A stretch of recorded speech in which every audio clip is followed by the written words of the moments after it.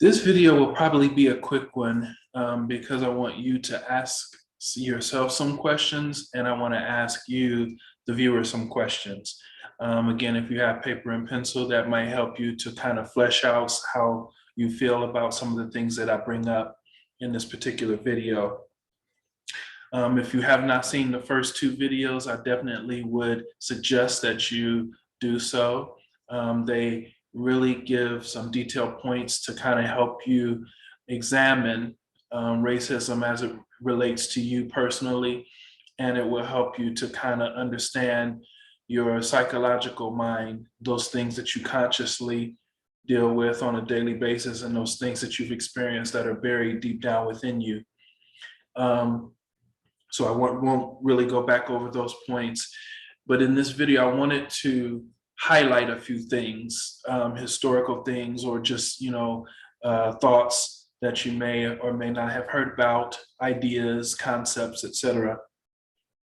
The first thing that I want to bring up is in 2021, and in recent years, I'd say within the past 5 years, for sure, you will find, for example, television programs that have content that is very much connected to whatever is going on in the current society. You'll see programs talking about, George Floyd. You'll see television programs talking about systemic racism. You'll find programs that talk about inequality, in America, and so on and so forth. Some of those programs that I just wanted to highlight that I think are really fabulous, that are created by Black creators, Black directors, producers, writers, and some that may just have Black leads, the main character is Black, or the theme of the show is Black. For example, you have Ava DuVernay, who is amazing.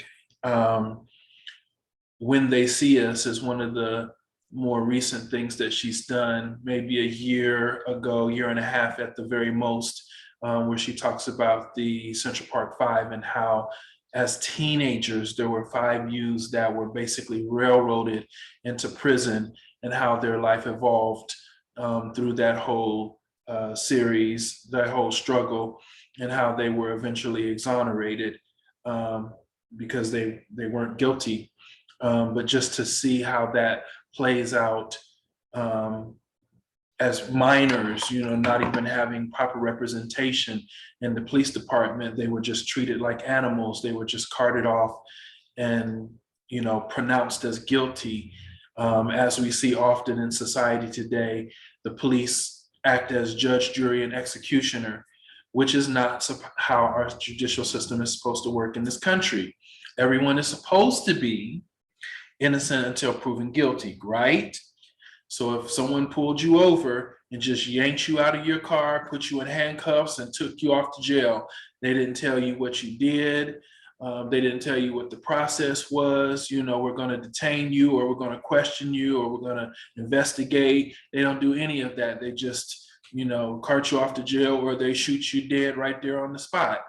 So if you have not seen it, When They See Us is the name of the Netflix, I believe it's Netflix, movie series created by Ava DuVernay. Amazing. It is a must watch video, especially if you are a white person who is watching these videos and you're trying to get an understanding of, what's the big deal? Why is this going on? On a lighter note, we have other shows like Queen Sugar, also created by Ava DuVernay. Wonderful family story about a Black family who basically owns a sugarcane farm in Louisiana. And you see all of the struggles, the ups and downs that are related to that family. And it's such a wonderful depiction, in my mind, in my opinion, because it doesn't deal with a lot of like street themes and, things that would be considered, like gangster or something that you might see in a police show. I can't think of any of the shows right now, like CSI or, whatever the other shows are where people are running around shooting each other. This is more, matters of the heart type themes in this show. And again, Ava DuVernay is one of the creators. This show airs on OWN, Oprah Winfrey's network, and it is absolutely, in my opinion, one of the best shows on television. It's not exactly like This Is Us, which is great as well. Love Sterling K. Brown and his Black wife and Black family in the midst of that dynamic, but Queen Sugar is about specifically this Black family and their ups and downs, their loves, their battles, etc. So it's an absolute must watch television show. Another television show is Blackish. And there's also the spinoff Mixed-ish. Tracee Ellis Ross is the daughter of Diana Ross, our superstar singer. And Tracee Ellis Ross in Mixed-ish kind of narrates, in a fictional way, I'm sure to some degree. I'm not sure of the exact percentage, of how she grew up as a mixed race young lady. So I'm sure some things are true, some things are not.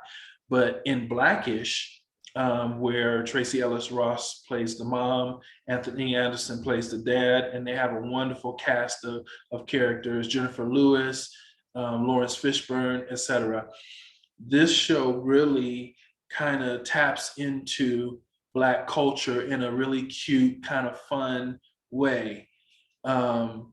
So you can watch that show and, there may be some things that you hear, some things that you notice that are both familiar and unfamiliar as it relates to cultural differences or cultural similarities. But really wonderful show. I believe, I don't know, they're like in season 6 or 7, something like that. So you have many seasons of that show where you can kind of tune in and see from a Black perspective things that, the relevance, the importance that we place on certain themes or certain events in our life.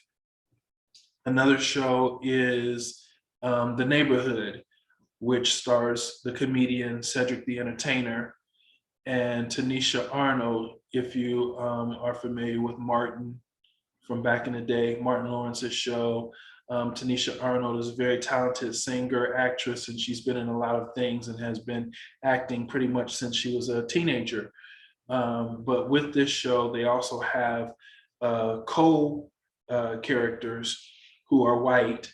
And basically the premise of this show, this white couple, who's really, really funny, they move into this predominantly Black neighborhood and they live next door to each other. And, a friendship kind of starts to develop, but it's very rocky and very funny, how they relate to one another. Again, there will be, some subtle cultural cues in the television show, The Neighborhood, that are expressed, just because they want to highlight it and make it something as palpable for everybody in the country, for television viewers around the country when they watch the show.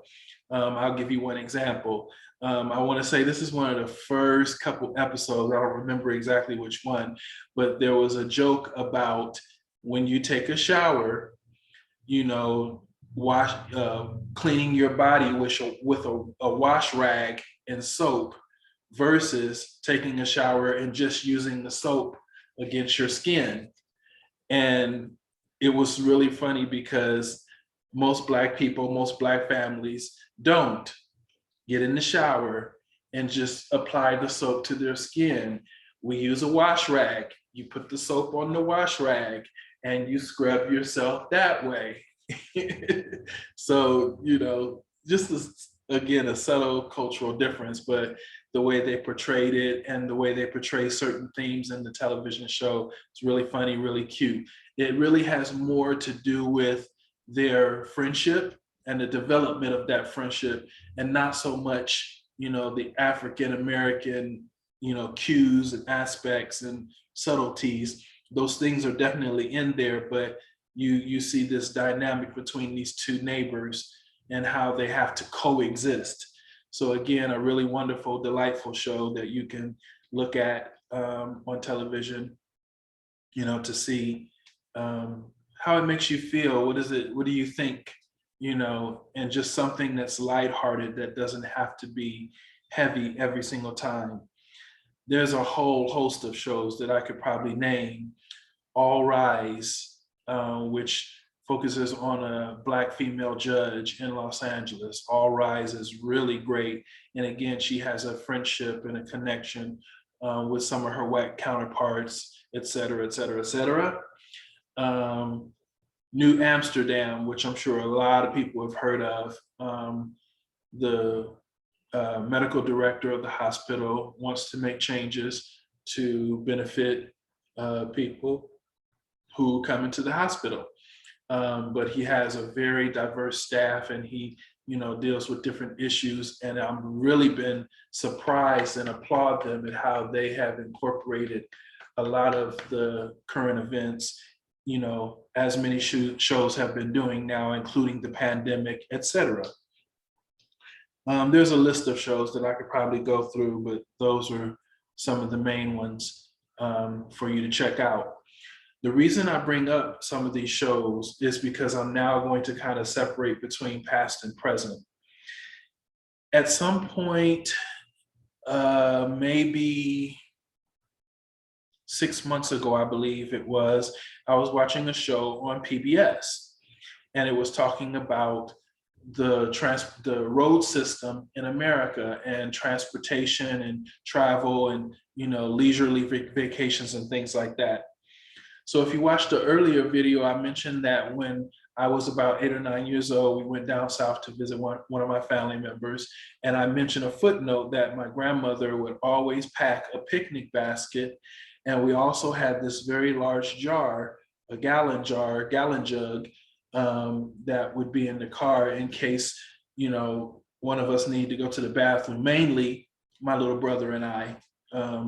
We would go to the bathroom in that jug, number one. So this was just my normal experience. I didn't think anything of it. But as I got older, and even watching this PBS special, which highlighted people like Dinah Shore and her commercials about Chevrolet, the new Chevrolet automobile in the late 40s, 50s, and 60s. In these commercials, they were all highlighting white people who were laughing and having a good time and traveling across the country and going to Yellowstone National Park and driving to the Grand Canyon and so on and so forth. But in nowhere at any point in these commercials do you see a Black person, because during that time in the late, 40s, 50s, 60s, again, it could even be earlier than that, but I'm just speaking of this PBS program. Cars they weren't trying to sell cars to Black people. It just was a thing where, even though a Black person kind of created and invented the automobile way back in the day, a lot of inventions and a lot of patents were stolen from Black people. So they never really got full credit for their inventions or the money that comes along with it in many cases. So now the car industry is booming. Chevrolet is the big deal, like a Mercedes-Benz or a Ferrari or something today. So everybody wanted a car, so that they can drive across the country. And all of these commercials, even on the PBS broadcast, was talking about white people and, come and get your car. And they made it really affordable and really cheap for people to purchase them. So I'm juxtaposing that program against my story. And in my story, this jug represented, or the ideal of traveling down south for many Black people represented a certain system or a certain pattern that you had to follow. because you would have to drive through what was called sundown cities, where if you had to drive through this city after dark, you're probably going to get pulled over by the police. You might get lynched, etc. You might get shot or killed. They might throw you in jail just for driving in a particular city or state, and the sun has gone down. Again, another bullet point, Lovecraft Country was something that came out on TV towards the end of last year. Amazing. And they even touched upon that theme. Black cast, really wonderful show, really creative, amazing show, Lovecraft Country. But anyway, so as I grew up, I learned about, and I can't think of the other movie as well, like The Green Book, something like that. It was another movie that they made where for Black people, when we travel, we had to stick to certain routes. We couldn't stay in certain hotels. You couldn't eat at certain diners, etc. So typically Black families would leave early in the morning, like say 2 o'clock or 3 o'clock in the morning, if they were, like, say, in my case, traveling from Ohio to Georgia. So you would leave early in the morning. So you would be driving through your local area, your familiar area. And then once you get outside of your, let's say the state of Ohio, once you get outside of that area, that region, you're driving mostly during the daytime. And once you got to your family member's house, you probably, if it was, less than a 24-hour trip, you would reach their house before it got dark, or, sometime, during the night. And you did not stop. This was not a joyride where, oh, there's an ice cream stand. Oh, there's a fruit stand. Oh, there's a lake. Oh, there's a park. Let's go see this. Let's go see that. Black people did not do that because it created too much of a detriment. You could run into too many problems with police, crazy rogue police who want to shoot you and kill you for no reason. Or like in the case of Ahmaud Arbery, where he's simply driving down the street and he's accused of something that he didn't do. And these citizens, vigilantes drive up in 2021 and shoot him dead in broad daylight. That's pretty much like almost, again, like a modern day lynching. So these kind of things existed back, when I was a little kid and before I was born. So the practice was you get up, you drive the whole distance, and you get there. There is no stopping. We're not taking no bathroom breaks and all of that. So of course, if you have to do number 2 or something, you pretty much have to stop. You can't like really effectively do that in a car. That's kind of nasty. But I learned that the picnic basket was because my grandmother wanted to have food for all of us to eat. She would cook fried chicken. She would have bologna and cheese sandwiches and things like that, which to me was absolutely wonderful because it would be kind of hot inside the picnic basket. We didn't always have like ice and stuff in there. So the cheese and the bologna would kind of melt together in the little cellophane bags and the little sandwich bags. So when you got ready to eat it, it was kind of melted already and just, very good, ready to go. The chicken, of course, was already cooked, and we would usually have a huge thermos of water, that we would drink sparingly, throughout the trip. So that was the reason for the picnic basket and the gallon jar, which of course at 8 or 9 years old, I don't know anything about that. But as I became an adult and even seeing the PBS program that I'm mentioning, they go into some of these details about how Black people traveled at the time when America was starting to really build, from coast to coast highways and freeways and systems of travel. So beyond those things, you again get the backdrop of white supremacy, white power, white privilege, and you kind of tie that into the racism or the systemic racism. Again, the idea of racism, Black people don't need or don't deserve a car. Let them catch the bus to work, let them walk to work or whatever. And then the systemic part is whatever things were put in place to enforce that. Oh, you're in my city after dark, we're gonna kill you. Oh, you wanna own a car, you're gonna pay 3 times as much. Oh, you wanna travel and have fun and live a leisurely life, you better avoid me at all costs, which means you have to drive from sun up to sundown in whatever direction you're trying to go. And of course, there's no such thing as speeding and all that. You have to really, be cognizant of where the police are. I just crossed a police car who's parked over in the woods. You take your foot off the gas, you don't hit the brake. If you see them in enough time and you just allow the car to coast and kind of slow down as you're going past the police officer. You don't slam on the brakes, you don't speed up.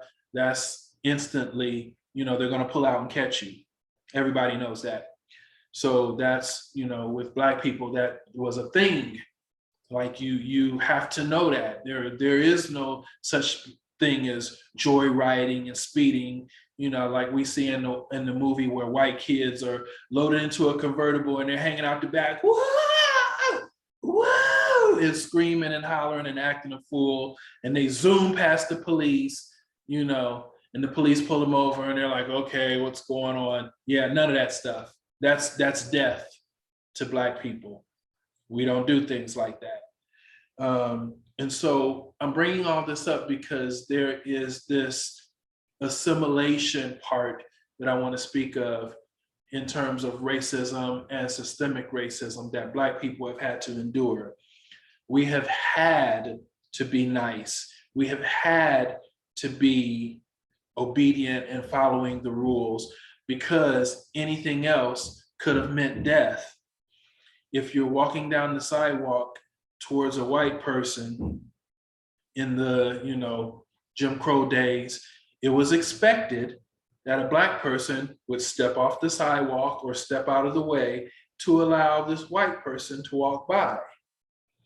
There is no walking and colliding into each other. That was a criminal offense. You could get killed. You could get, sent to jail. It was illegal, to do certain things like that. You couldn't stare in the eyes of a white person. You had to bow your head and look to the ground and talk like I described in the last video when my grandfather was speaking with the police officer. Yes, sir. Yes, ma'am. And it was this very enslaved, subservient type mindset that was prevalent throughout America, throughout the United States. It does not exist today, and it really couldn't exist today because there would be way too many fights, myself included.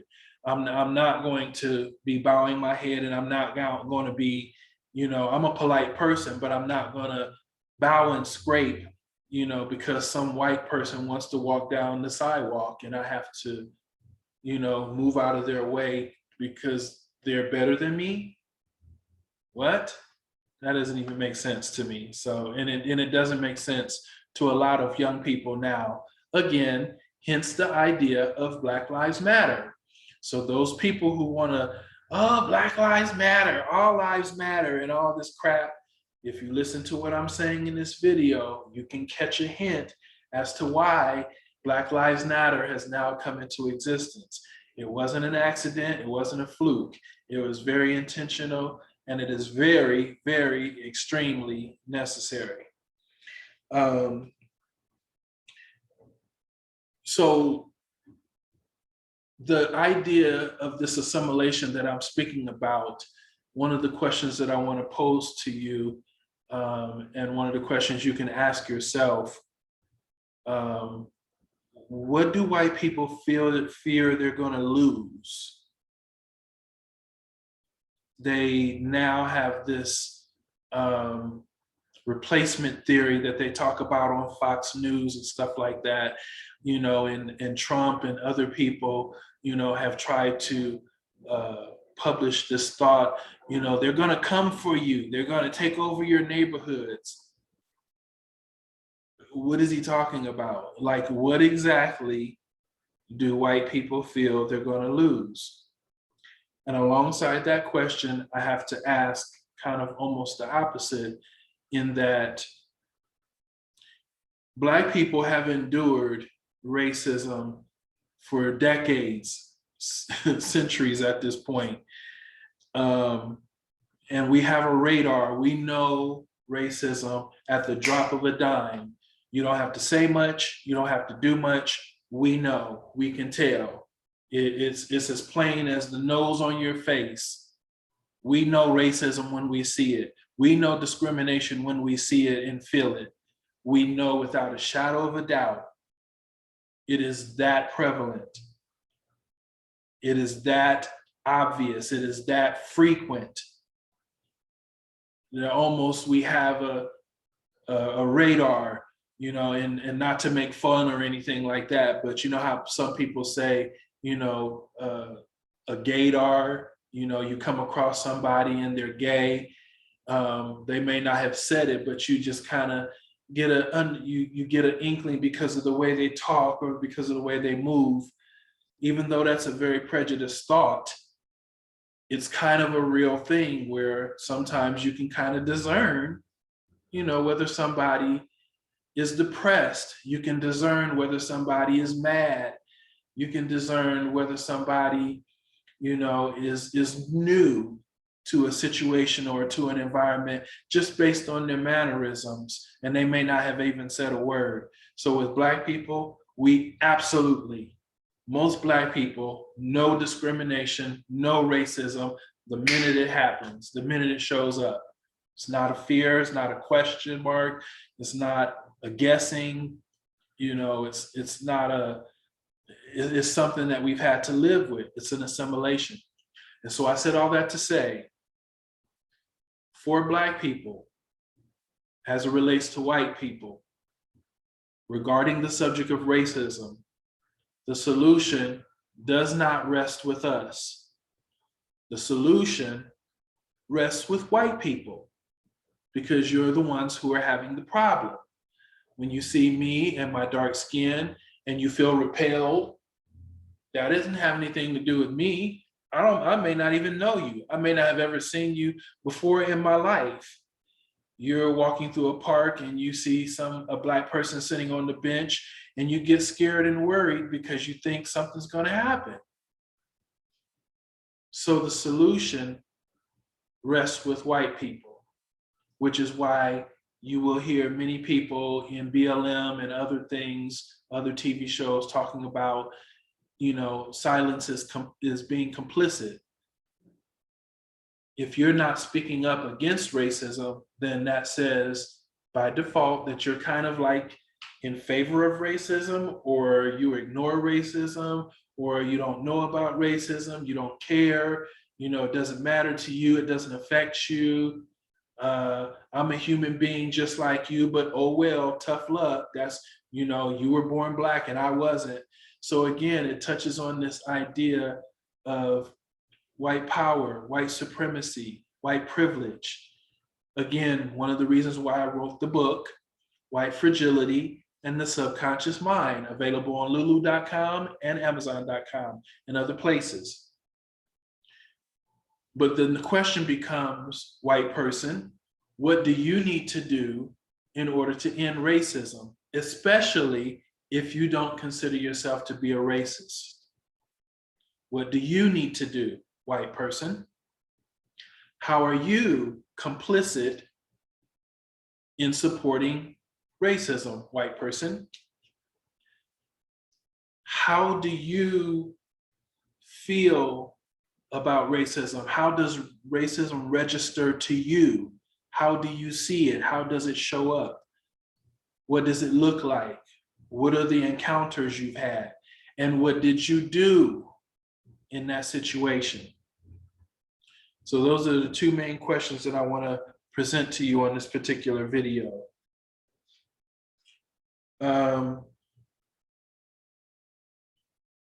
From this point, as you are, thinking about these questions and writing them down, again, you want to start to split the idea of racism, personal racism, versus systemic racism. It's two different things. But in the coming video, again, we want to start to talk about white supremacy, white power, white privilege. And when we say white privilege, we don't mean, oh, every white person is wealthy. That is not what we mean. What we mean is on equal footing, let's say a job interview. We have the same education, we graduated at the same time from the same school, we have the same degree. Our resumes are perfectly identical. When a Black person goes into the interview, they're looked at with skepticism. When a white person goes into the interview, they're looked at favorably. And there is no skepticism. In fact, the employer may say, oh, what school did you go to? Oh, you went to that school? So did I. Where did your parents go to school? Oh, I know. Yes. Your family is very well known, for this or for that. So yes, I know, based on your family's history, that you'll make a great candidate for this company, for this job, for this position, to make this much money. The same thing is true for banking. A Black person goes in, same business, same idea, same worth. And a Black person goes into a bank asking for a loan, and they're like, I don't really like the street that your business is located on. I don't really like, the fact that we only see 3 points of credit. We typically need to see 5 points of credit, before we allow you to borrow money from this bank. A white person goes into the bank and the bank director is like, oh, you're starting a new business. Great, wonderful. Is this your first business? Oh, how exciting. Do you have any credit? Oh, you don't have any credit at all? That's okay. We're here. We'll help you build the credit so that later on, after we give you this loan, you can come back to us in a year or 2 years, 3 years, and we'll give you an even bigger loan, and we won't even change the interest rate. We won't even change your payments. We just want to make sure that you're successful. Oh, and your business is located on what street? Oh, I live 2 blocks from that street. It's that kind of insidious, infectious, diseased thinking that systemic racism is supported by. Personal racism, yeah, you may have biases, but then there's the structure that supports your biases. So that's what we talk about privilege. Your whiteness and your appearance as it is familiar to another white person makes them naturally inclined to say yes, versus a white person looking at my dark skin will say, that's okay, that's kind of good, but let me think about it. Let me look into it, because there are places of power where people have to make a decision to help me. And so the idea of like affirmative action, for example, there are so many white people who just get so mad and get so fed up because of affirmative action. It gives Black people an advantage. Yeah, because we haven't had one. We couldn't read, we couldn't vote, we can't drive anywhere, we can't own a car, we can't be in your city after dark, we might get lynched. It just goes on and on. And so that's why legislation and policies and things like that were created, because unlike Tim Scott, our wonderful Black Republican who thinks that America is not racist, I completely and defiantly beg to differ. Even for him to say, you know, my grandfather sat at the table and read the newspaper, but I found out later he couldn't read. Duh, your grandfather couldn't read because he was Black. And the fact that you saw him pretending to read the paper is nice and wonderful. That was a very inspirational moment for you. But the fact of the matter remains that he was not able to read because this country, the country that you serve in Congress for, said that he was not allowed to learn, that it was illegal for him to go to school or to learn how to read. And you as a Republican stand and profess that America's not racist. Every Black person in the country was looking at him like he's crazy. So as I conclude this video, let me just check my notes real quick. Yeah, that hit everything that I basically wanted to talk about.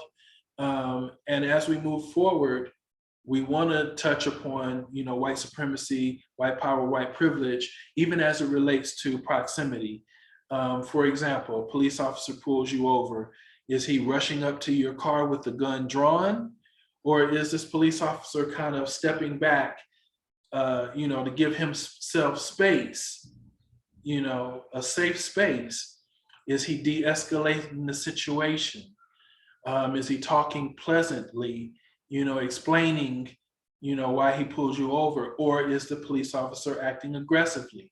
Because we have to get to the point where we stop saying, well, I wish Black people would just comply. I just wish they would just obey. I wish they would just do what the officer is telling them to do. It's not that simple. So nowadays you'll hear the term anti-racism. And I believe there's a book called Antiracism. I can't think of the exact title right now, but it was written by, I believe, Dr. Kendi is his name.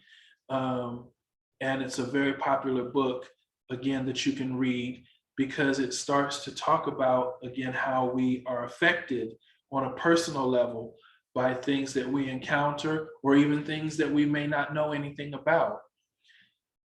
So as you are learning about racism, I want you to look into some of the television programs that I mentioned to you. I want you to try and locate the PBS program about travel, and Chevrolet and Dinah Shore back in the day, who was actually a very kind of progressive, liberal kind of person. She used to have a show called The Dinah Shore Show, and she would have Black people on her show. So it was never per se about Dinah Shore, but it was about what the commercials represented, that they didn't want to sell cars to Black people. And this whole system of travel, and movies like The Green Book, and, you know, Driving Miss Daisy, and whatever else.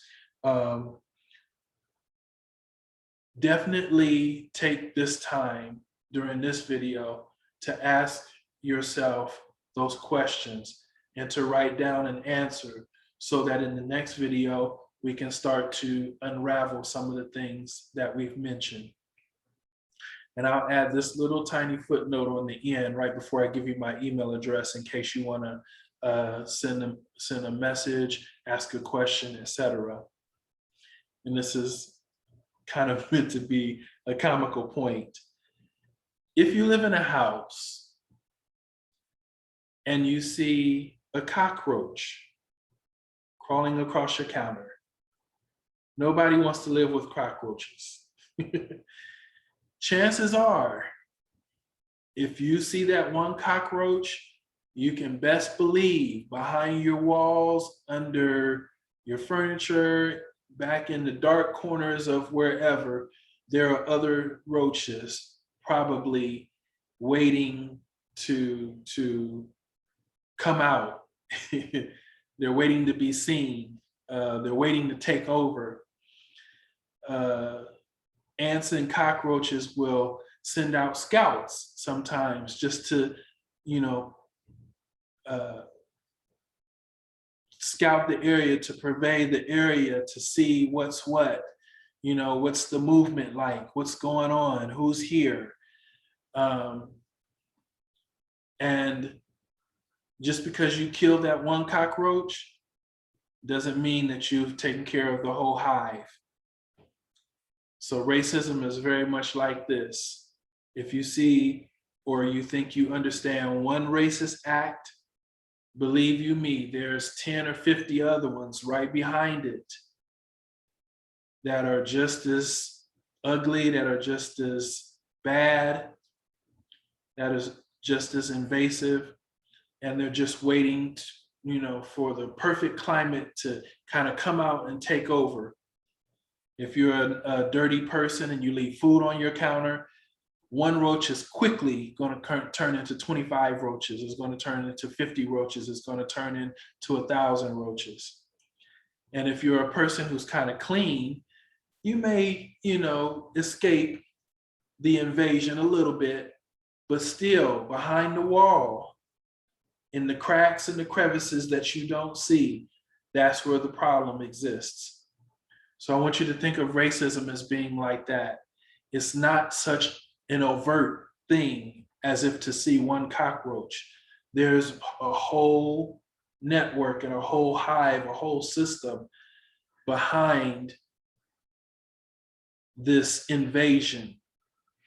And I just want you to keep that in your mind as you begin to look at different things, different videos, this video, and future videos. So thank you for watching this video. I apologize for taking so long. It was just kind of an impromptu video that I wanted to put together because I wanted to highlight some of those television shows and movies that you can watch. Everybody knows about Black Panther. Black Panther is awesome.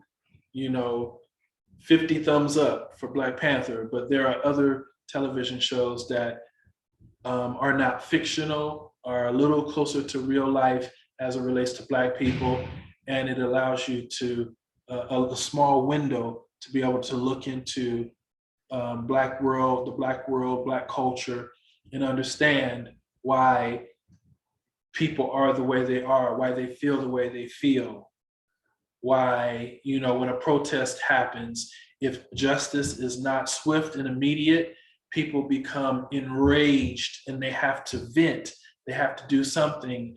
And unfortunately, that results in buildings being burned and, you know, stuff being torn up and broken down and all of that, because people need to know, what do I do in this moment? And they can't keep that bottled up. That's not natural. That's not human. It's not normal for any person. If so, like I said, if a police officer pulls you over, white person, police officer pulls you over, yanks you out the car, puts you in handcuffs and doesn't say anything to you, you're going to be upset. You're going to be mad. What is happening? This is not supposed to be happening. So I need you all to put your empathy hat on and understand that there's a reason behind these things. And the more you allow yourself to understand why and how some of these things happen, and explore Black culture, educate yourself on Black culture, you'll begin to see it's not arbitrary, it's not haphazard. These things have a reason for why they're happening and why we need to work together towards change. Systemic change, legislative change, cultural change, American change, whatever change you want to, adjective you want to add to it. So again, I thank you for watching. The email address, if you want to contact me, is douglagless@aol.com. And I'll spell that for you. It is DUGLAIGLAS@aol.com. Again, that's douglagless@aol.com. DUGLAIGLAS@aol.com. Thanks so much for watching. We look forward to talking with you on the next video. Have a good day. Bye.